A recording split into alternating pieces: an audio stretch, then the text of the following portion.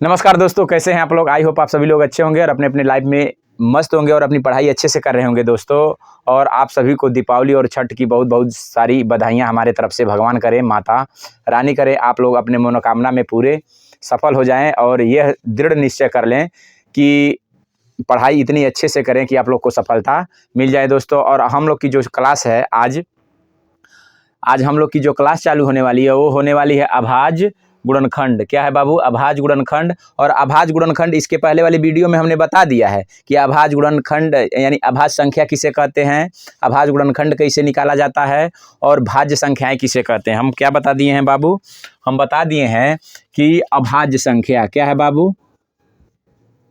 अभाज्य संख्या किसे कहते हैं? एक से का हो, बड़ी हो और एक के अलावा किसी और से न कटे, वो क्या कहलाएगा? अभाज्य संख्या हो। क्या कहलाएगा बाबू? अभाज्य संख्या कहलाएगा। और दूसरा है हमारा भाज्य संख्या। क्या है? भाज्य संख्या। क्या है बाबू? भाज्य संख्या एक से बड़ी हो और किसी दूसरे से क्या हो जाए? कट जाए। ये हमारा क्या कहलाता है? भाज्य संख्या। 1 से 100 के बीच में 25 अभाज्य संख्याएं होती हैं। 1 से 100 के बीच में कितनी अभाज्य संख्याएं होती हैं? 25 अभाज्य संख्याएं, जैसे 2, 3, 5, 7, 11, 13, 17, 19, 23, 29, 31, फिर 37। यहाँ डाट डाट आप लोग 100 तक यानी 97 तक निकाल सकते हैं। देखिए यहाँ तक तो होता है, बीच का हम छोड़ दिए हैं। लेकिन एक बात बताइए, हमने बताया था ये हमारा क्या है? ये हमारा है सम अभाज्य संख्या। क्या है बाबू? ये हमारा सम अभाज्य संख्या है ना, ये हमारा सम अभाज्य संख्या है। अगर सम अभाज्य संख्या को काट दिया जाए तो ये हमारा सब क्या बचेगा बाबू? ये सब हमारा बचेगा विषम। क्या बचेगा सोना? विषम अभाज्य संख्या। क्या बचेगा? विषम अभाज्य संख्या। ये सारा चीज़ हमने बता दिया है। लेकिन अगर आप लोग वीडियो पर नए हैं तो कोई दिक्कत नहीं है, हम दोबारा बता रहे हैं। देखिए हमने बता दिया अभाज्य संख्या जो एक से बड़ी हो और एक के अलावा किसी दूसरे से न कटे, वो हमारा क्या कहलाएगा? अभाज्य संख्या। और भाज्य संख्या बाबू जो एक से बड़ी हो और एक के अलावा किसी दूसरे से भी क्या हो जाए? कट जाए, वो क्या कहलाता है? हमारा भाज्य संख्या। इसको हम लिखते हैं 4, 6, 8, 10 डट डट बढ़ते जाएगा। यानी ये हमारा क्या है? अर्थमेटिक प्रोग्रेशन में है, यानी समांतर श्रेणी जिसे हम कहते हैं। आप लोग हाई स्कूल इंटर किए होंगे दोस्तों, तो उसमें आप लोग बहुत अच्छे से पढ़े होंगे एपी और जीपी, यानी अर्थमेटिक प्रोग्रेशन और जियोमेट्रिक प्रोग्रेशन आप लोग ने बहुत अच्छे से पढ़ा होगा। तो यहाँ पर उसका कोई कंसेप्ट नहीं है, लेकिन हम कह रहे हैं कि अगर इसके बारे में हम पढ़ रहे हैं तो उसके बारे में थोड़ा सा नॉलेज ही ले लें। क्या पता पेपर में क्या आ जाए। आजकल तो पेपर में समझ ही रहे हैं क्या क्या आ रहा है, कोई डिसाइड नहीं है। आप लोग समझ गए? अब 1 मिनट और थोड़ा सा और देखिए। अब हमने बताया था उसमें अभाज्य संख्या में हमने क्या किया था? हमने बताया था अभाज्य संख्या में हम बताए थे, क्या बताए थे सोना? अभाज्य संख्या हम बताए थे, अभाज्य संख्या में बताए थे सबसे छोटी अभाज्य संख्या क्या है रे बाबू? 2 है। और सबसे छोटी अभाज्य संख्या, सबसे छोटी अभाज्य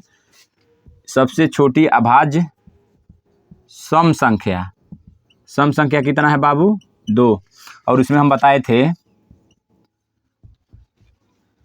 1 अंकों की सबसे 2 अंकों की सबसे छोटी अभाज्य संख्या कितना होगा दोस्तों? देखिए अभाज्य संख्या होता है हमारा 2, 3, 5, 7, 11, 13 डट डट कहाँ तक जाएगा? 97 जाएगा। उसके बाद 101 आ जाएगा।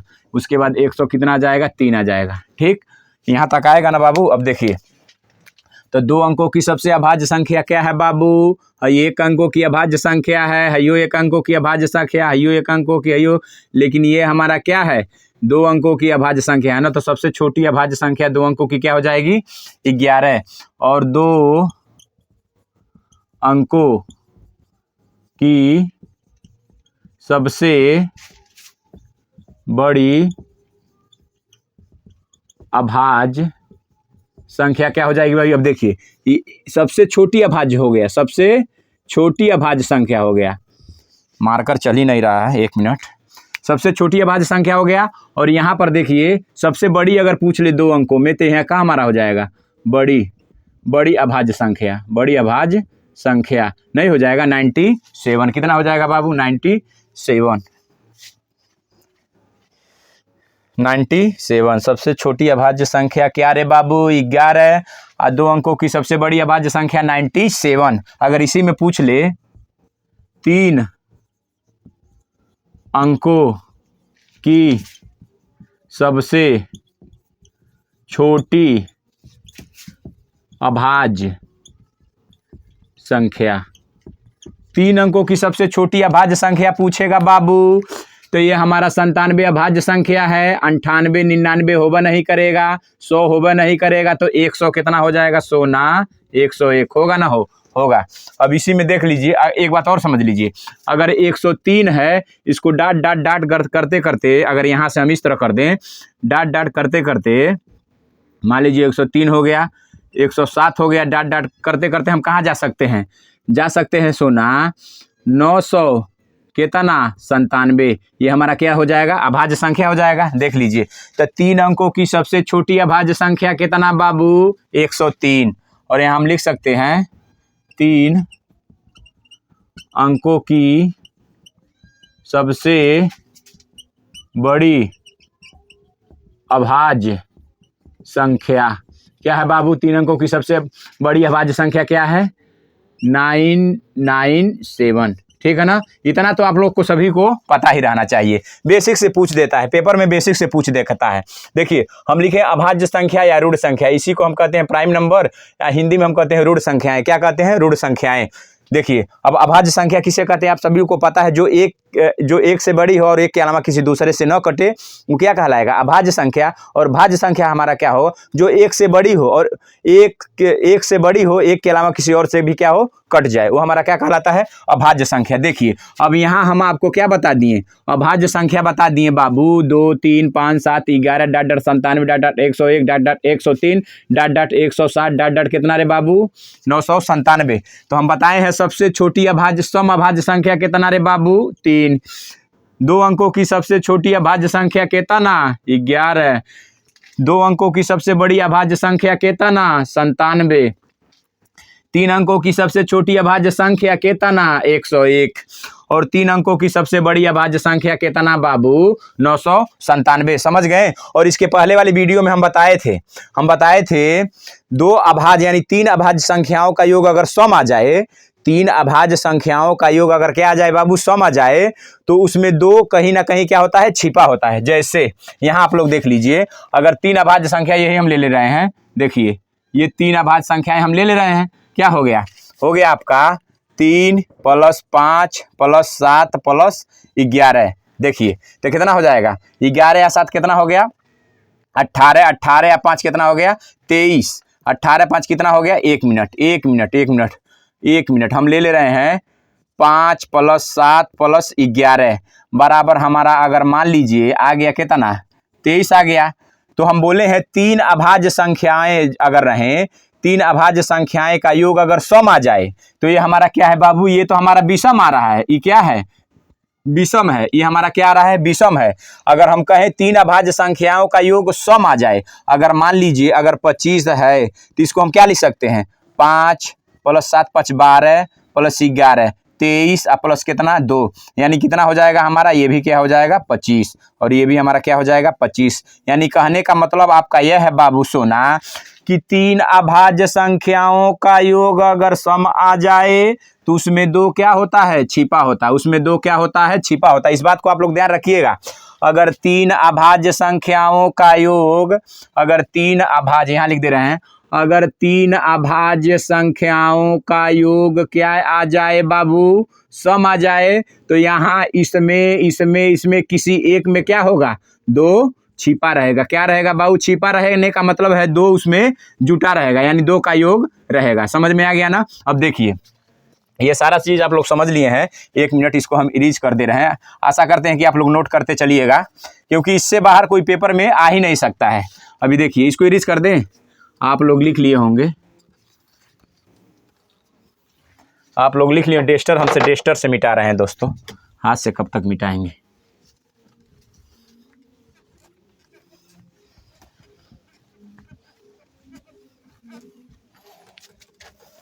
देखिए उसी पर क्वेश्चन है, जैसे हमने यहाँ अभी बताया है, यहाँ हम बताए हैं कि क्या बताए हैं बाबू, कि तीन अभाज्य संख्याओं का योग अगर सम आ जाए सोना, तो इसमें किसी में से, इसमें किसी का मान 2 जरूर होगा। समझ में आ गया ना। यानी हो गया बाबू, तीन अभाज्य संख्याएं क्या रहे, a प्लस बी प्लस सी, तीन अभाज्य संख्याओं का योग अगर, तीन अभाज्य संख्याएं a प्लस बी प्लस सी, यानी तीन अभाज्य संख्याएं रे बाबू, तीन अभाज्य संख्याओं का योग अगर सम आ जाए, क्या आ जाए, तीन अभाज्य संख्याओं का योग अगर क्या आ जाए बाबू, सम आ जाए, तो उसमें कहीं ना कहीं 2 छिपा होगा, कहीं ना कहीं क्या होगा बाबू, 2 छिपा होगा। अब देख लीजिए ये क्वेश्चन, देखिए इसी के बेसिक पर हमने एक क्वेश्चन लिया है।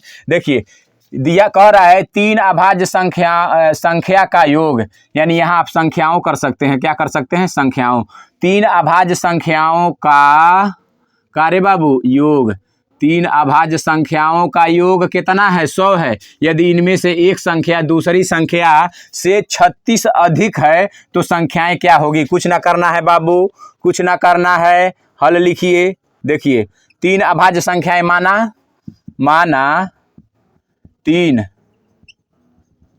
अभाज्य संख्या क्या है रे बाबू, a प्लस बी मान लीजिए तीन अभाज्य संख्याओं ना कह रहा है, a प्लस बी प्लस सी मान लीजिए, ठीक। अब देखिए अब कह रहा है तीन अभाज्य संख्याओं का योग कितना है, 100 है, यानी a प्लस बी प्लस सी बराबर कितना रे सोना, 100। अब यहाँ से देखिएगा हम क्या लिखे हैं, तीन अभाज्य संख्याओं का योग अगर सम है तो देखिएगा a प्लस बी प्लस सी, 100 क्या है हमारा, सम है। तो तीन अभाज्य संख्याओं का योग अगर सम रहे तो उसमें दो कहीं ना कहीं क्या हो गया, 2 कहीं ना कहीं उसमें ऐड हुआ है, यानी 2 को कहीं ना कहीं जोड़ा गया है। यानी इस यहाँ से हम इस तरह कर सकते, किसी का एक मान लीजिए है 2, मान लीजिए एक का मान 2 है, तो यहाँ से हम लिख सकते हैं, यानी 2 प्लस बी प्लस सी बराबर कितना रे सोना, 100, यानी बी प्लस सी बराबर 1 मिनट 100 माइनस 2, यानी बी प्लस सी बराबर कितना रे सोना, 98। बात समझ लीजिएगा, सवाल बहुत आसान है। तीन अभाज्य संख्याओं का योग 100 है, यदि इनमें से एक संख्या दूसरी संख्या से 36 अधिक है तो संख्याएं क्या होगी, कुछ ना करना है। आपको हम बताए थे, बार बार बताते चले आ रहे हैं, और इसके पहले वाली वीडियो में भी हम बताए हैं। अगर आप लोग वो क्लास नहीं देखे हैं तो जाकर देख लीजिए। तीन अभाज्य संख्याओं का योग जब सम आ जाए बाबू, तो उसमें 2 कहीं ना कहीं क्या हुआ है, जुड़ा हुआ है, कहीं ना कहीं 2 उसमें क्या हुआ है, जुड़ा हुआ है। तो देख लीजिए तीन अभाज्य संख्याएं हमने मान लिया, a प्लस बी प्लस सी है ना, तो a प्लस बी प्लस सी का मान कितना है, 100, तो 100 हमारा क्या है, सम है। तो किसी एक को 2 मनवा करेंगे, तो जब एक को 2 मानेंगे तो b प्लस सी बराबर कितना आ जाएगा, 98 आएगा कि ना हो, आएगा। अब दूसरा क्या कह रहा है, एक संख्या दूसरी संख्या से कितना अधिक है, बताइए। कह रहा है एक संख्या यानी एक संख्या दूसरी संख्या से 36 अधिक है। समझ में आ गया ना। सुनिए, कह रहा है कि एक संख्या दूसरी संख्या से कितना अधिक है रे बाबू, सोना, 36 अधिक है। तो एक संख्या हमारा हो गया, ये तो हमारा 2 मान हो गया। एक संख्या दूसरी संख्या से कितना अधिक है, 36। बस इसी को सॉल्व कर लीजिए। b माइनस सी बराबर कितना, 36। ये समीकरण कितना रे बाबू, 2। अब यहाँ लिख न दीजिए समीकरण 1 प्लस समीकरण 2 से। हम जानते हैं ये सब नहीं लिखेंगे आप, हमको पता है कि समीकरण 1 प्लस 2 नहीं लिखेंगे, डायरेक्ट सॉल्व करेंगे, क्योंकि पेपर में इतना लिखने का टाइम नहीं है। लेकिन मैं बता रहा हूँ बेसिक से कि दिमाग में एकदम क्या हो जाए बाबू, बैठ जाए। अब एगो बात मानिए, है क्या आ गया, b प्लस सी बराबर कितना, 98, और b माइनस सी बराबर कितना, 36। बस अब जब ऐसा सवाल रहेगा रे बाबू, क्या हो गया, 8 और 6 कितना, 14, और 9 3 12 कितना, 13। एगो बात बताइए, जब आ जाए एगो प्लस में करके 98 या एगो माइनस में करके 98, तो कुछ ना कीजिए रे बाबू। अगर b का मान निकालना है तो जोड़कर क्या कर दीजिए, आधा कर दीजिए। b का मान निकालना है, जोड़कर क्या कर दीजिए, आधा कर दीजिए। तो b का मान अगर निकालेंगे तो इसका जोड़कर कितना कर देंगे, 67। और c का मान निकालेंगे तो घटाकर कितना कर देंगे, आधा। घटाकर आधा करेंगे तो हो जाएगा 62 यानी 31। यानी यही दो संख्याएं हैं दोस्तों, यही दो क्या है, हमारी संख्याएं हैं। यानी संख्याएं क्या प्राप्त हो गई रे बाबू, इतना हमारी प्राप्त हो गई। तो दोस्तों इस तरह आप सवाल को क्या कीजिएगा, बना लीजिएगा। तो दोस्तों आज के लिए इतना ही, मिलते हैं अगले वीडियो में। और आप लोग पढ़ाई अच्छे से कीजिए, मस्त रहिए, स्वस्थ रहिए। ओके दोस्तों, नमस्कार, बाय बाय।